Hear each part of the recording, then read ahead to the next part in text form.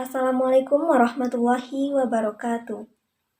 Perkenalkan, kami dari kelompok 6, mata kuliah Ushul Fikih 1, dengan anggota kelompok, saya sendiri, Fadila Yulianda, dengan NIM 32200006, Rahma Almirahani, dengan NIM 32200005, dan Mardiani, dengan NIM 32200007.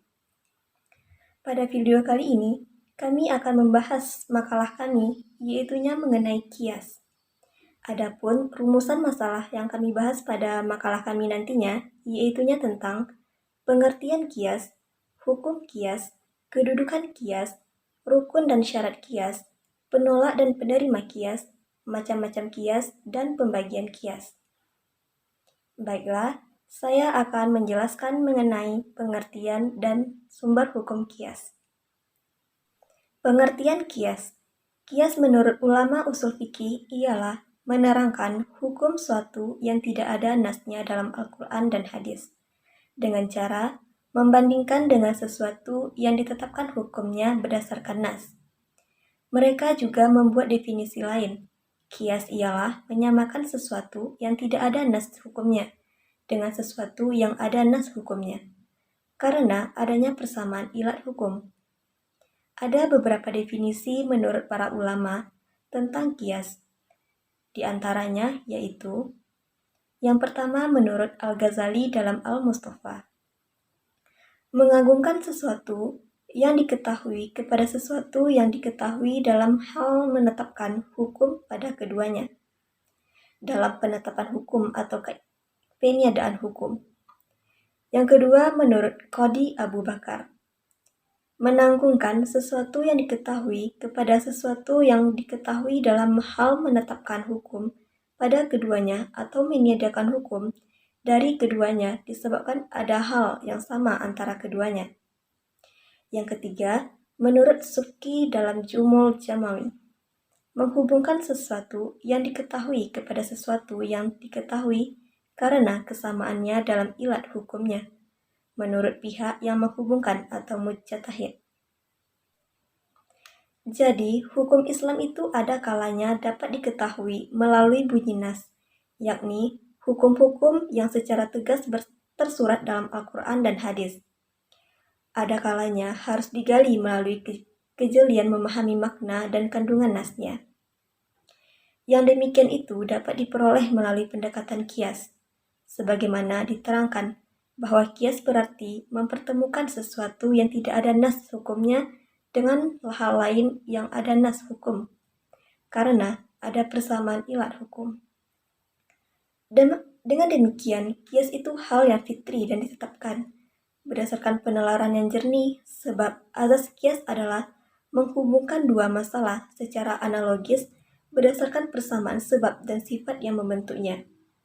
Apabila pendekatan analogis itu menemukan titik persamaan antara sebab-sebab dan sifat-sifat antara dua masalah tersebut, maka konsekuensinya harus sama pula hukum yang ditetapkan. Yang B. Sumber hukum kias. Bahwa sebagian ulama besar usul fikih sependapat bahwa kias dapat dijadikan dasar pengambilan hukum Islam. Ada juga menolak kias sebagai dasar hukum, seperti yang disebutkan Dr. Wahbah Al-Zahili. Beliau mengelompokkan pendapat ulama usul fikih tentang kehujahan atau pedoman hukum kias menjadi dua kelompok, yaitunya kelompok yang menerima kias sebagai dalil hukum yang dianut mayoritas ulama usul fikih, dan yang menolak kias sebagai dalil hukum, yaitunya ulama-ulama Syiah, Al-Nadzam, Zariyah, dan sebagian ulama Mu'tazilah. Mengenai dasar hukum kias, bagi yang memperbolehkan pemakaian kias sebagai dasar hujah atau pedoman hukum, ialah Al-Quran dan hadis serta perbuatan sahabat. Yang pertama Al-Quran, yaitunya pada Quran Surat Al-Ashir ayat 2. Pada ayat ini terdapat perkataan Fa'tabiru ya ulil ashar, maka ambillah tamsil dan ibarat dari kejadian itu, hai orang-orang yang mempunyai pandangan tajam. Maksudnya ialah Allah Subhanahu wa Ta'ala memberikan perintah kepada manusia agar membandingkan kejadian yang terjadi pada diri sendiri kepada kejadian yang terjadi pada orang-orang kafir. Jika orang-orang beriman melakukan perbuatan orang-orang kafir, niscaya mereka akan memperoleh azab yang serupa. Dari penjelmaan ayat di atas dapat dipahami bahwa orang boleh menetapkan suatu hukum syara dengan cara melakukan perbandingan, persamaan, atau kias. Yang kedua, al-hadis. Setelah Rasulullah SAW menanti Mu'adzin bin Jabal sebagai gubernur Yaman, beliau bertanya, yang artinya, bagaimana cara kamu menetapkan hukum apabila dikemukakan suatu peristiwa kepadamu? Mu'az menjawab, akan aku tetapkan berdasarkan Al-Quran. Jika engkau tidak memperbolehkan dalam Al-Quran, Mu'az menjawab, akan aku tetapkan dengan sunnah Rasulullah. Jika engkau tidak memperoleh dalam sunnah Rasulullah, Mu'az menjawab, aku akan berijtihad dengan menggunakan akalku dengan berusaha bersungguh-sungguh. Lalu Rasulullah menepuk dada dan berkata, segala puji bagi Allah yang telah memberi petunjuk utusan yang diangkat Rasulullah, karena ia berbuat sesuai dengan yang diridhoi Allah dan Rasulnya. Hadis riwayat Ahmad, Abu Daud, dan At-Tirmizi.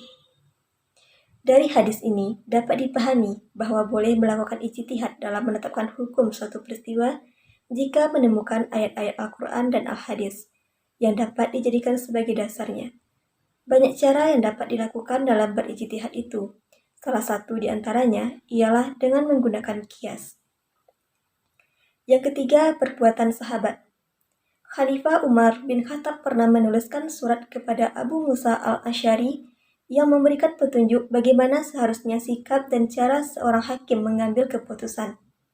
Di antara isi surat beliau, itu yang artinya ialah, kemudian pahamilah benar-benar persoalan yang dikemukakan padamu tentang perkara yang tidak terdapat dalam Al-Quran dan As-Sunnah. Kemudian lakukanlah kias dalam keadaan demikian terhadap perkara-perkara itu dan carilah contoh-contohnya.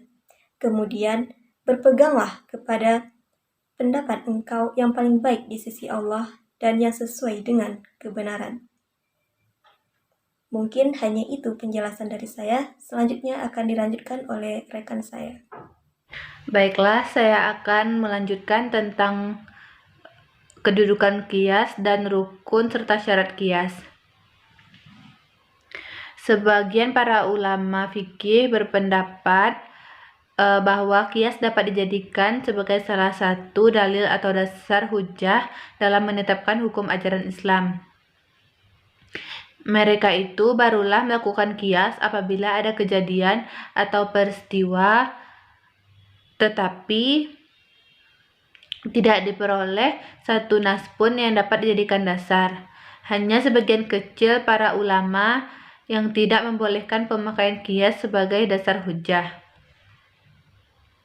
Di antaranya ialah salah satu cabang mazhab Zahiri dan mazhab Syiah. Ulama Zahiriyah berpendapat bahwa secara logika kias memang boleh tetapi tidak ada satu nas pun dalam ayat Al-Quran yang menyatakan wajib memakai kias ulama.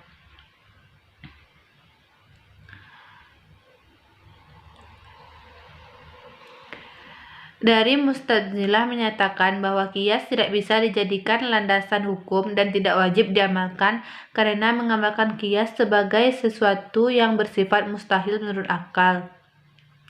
Mereka mengambil dalil Quran surat Al-Hujurat ayat 1. Yang kedua, rukun dan syarat kias. Rukun kias. Berdasarkan definisi bahwa kias ialah mempersamakan hukum suatu peristiwa yang tidak ada nasnya dengan hukum suatu peristiwa yang ada nasnya karena ilat serupa. Maka rukun kias ada 4 macam, yaitu yang pertama as atau pokok, yaitu suatu peristiwa yang sudah ada nasnya yang dijadikan tempat mengkiaskan. Menurut sebagian besar ulama fikih, sumber hukum yang dipergunakan sebagai dasar kias harus berupa nas, baik nas Al-Quran ataupun ijma'. Jadi tidak boleh mengkiaskan sesuatu dengan hukum yang ditetapkan dengan kias. Yang kedua, al-hukum. Al-hukm adalah hukum ketetapan nas baik Al-Quran maupun hadis atau ketetapan ijma yang hendak ditransfer pada kasus-kasus hukum baru karena adanya unsur persamaan. Yang ketiga, far'u. Far'u adalah objek yang akan ditentukan hukumnya yang tidak ada nas atau ijma yang tegas dalam menentukan hukumnya. Al-far'u ialah kasus yang hendak diketahui hukumnya melalui kias terhadap hukum aslinya. Al-far'u atau kasus baru itu harus memenuhi dua persyaratan. Yang keempat yaitu ilat. Ilat adalah pokok yang menjadi landasan kias. Imam Fakhrul Islam Al-Badzawi telah menegaskan bahwa ilat merupakan rukun kias dan landasan dari bangunan kias. Sebagian ulama mendefinisikan ilat sebagai suatu sifat lahir yang menetapkan dengan sesuai dengan hukum. 5 syarat yang mensyahkan ilat menjadi dasar kias, yaitu ilat harus bersifat jelas dan nampak, ilat harus kuat, tidak terpengaruh dan oleh perubahan individu, situasi maupun keadaan lingkungan, harus ada kolerasi antara hukum dengan sifat yang menjadi ilat.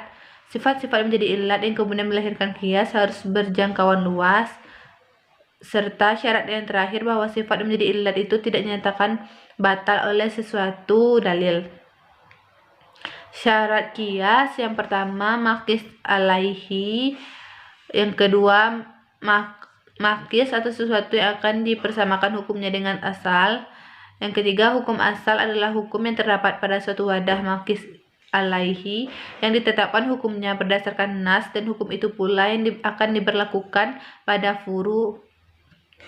Dan yang terakhir, ilat adalah sifat yang menjadi kaitan bagi adanya suatu hukum. Sekian dari saya. Assalamualaikum warahmatullahi wabarakatuh. Nama saya Mardiani, NIM 3220007.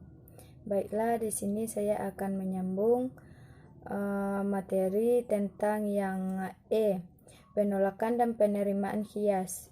Berhubungan kias merupakan aktivitas akal, maka ada beberapa ulama yang berselisih paham dengan ulama jumhur, yakni mereka tidak mempergunakan kias. Di kalangan ahli fikih dalam hal kias ini terdapat 3 kelompok sebagai berikut. Yang pertama, kelompok jumhur yang mempergunakan kias sebagai dasar hukum pada hal-hal yang jelas nas baik di dalam Al-Quran, Sunnah, dan pendapat sahabat maupun ijma ulama.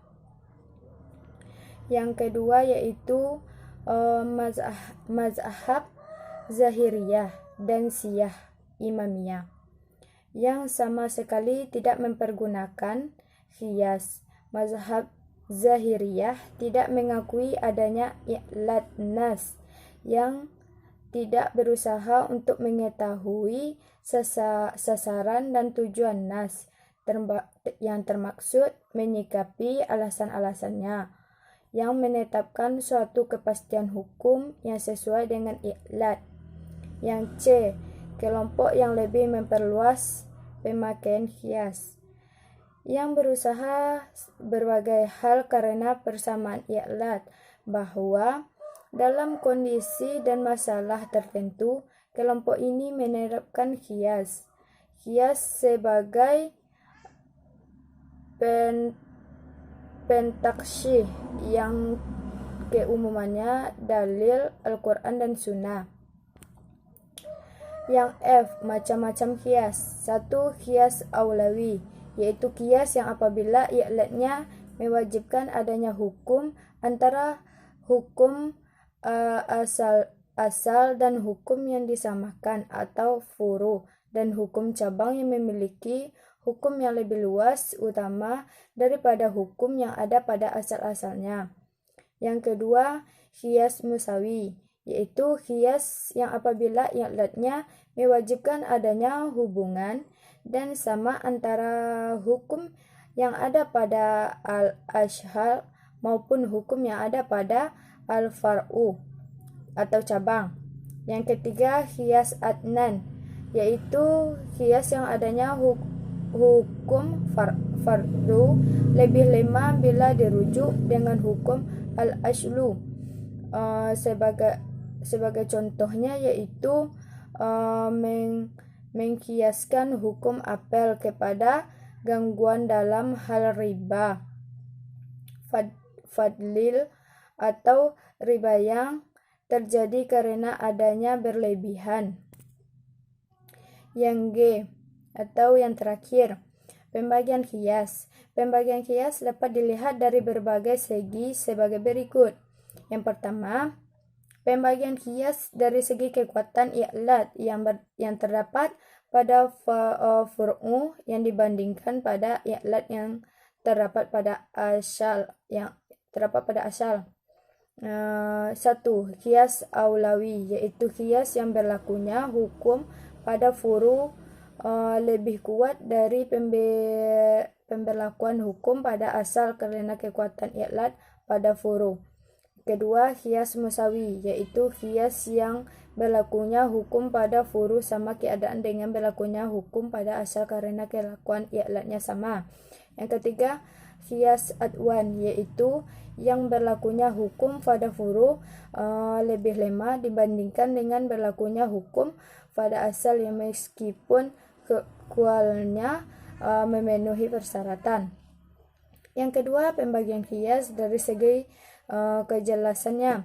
Yang pertama, kias jali, yaitu kias yang i'latnya ditetapkan dalam nas bersamaan dengan menetapkan hukum asal atau tidak ditetapkan i'latnya itu lebih dalam nas.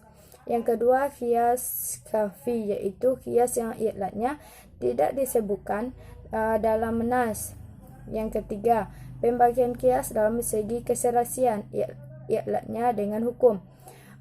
Kias mutasir yang dibaratkan dengan dua definisi. Yang pertama, kias yang i'latnya berhubungan antara asal dan furu ditetapkan dengan nas yang syar'i atau ijma'. Yang kedua, kekuatan kias yang ain, sifat atau sifat itu sendiri yang menghubungkan